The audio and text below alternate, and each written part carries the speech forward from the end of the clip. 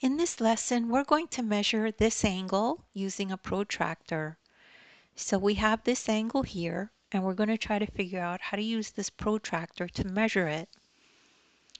So first thing we do is we line up the point, the vertex of this angle, with this point on the protractor. Okay, so where these two lines meet, this is where the vertex of your angle will go.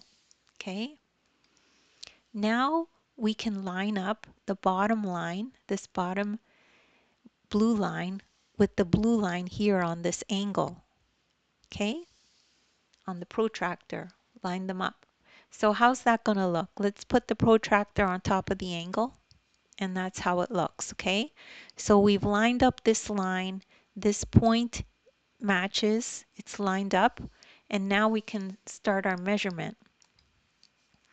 We always start our measurement at 0, and this angle is pointing to this side of the protractor, so we start at this 0.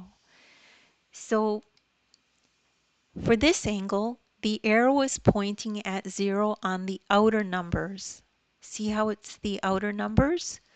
So we use the outer numbers to measure this angle. So you see the green arrow. It's pointing to this outer set of numbers, and we measure using these numbers. So the pink arrow is pointing at 140 degrees. So if we follow the line all the way to where the pink arrow is, we could see the measurement is 140 degrees. So don't forget to use the degree symbol when you're saying what your angle is, okay? So you can't just say the angle is 140, you have to say it's 140 degrees. And that's the end of this lesson. And don't worry if you don't understand that right away. You could rewatch the video as well. In the description, there's links to other videos of mine that I've done that are like this as well. You could download the ebook. There's a link in the ebook that will take you right to this lesson, and you can follow along in the ebook as you watch the video.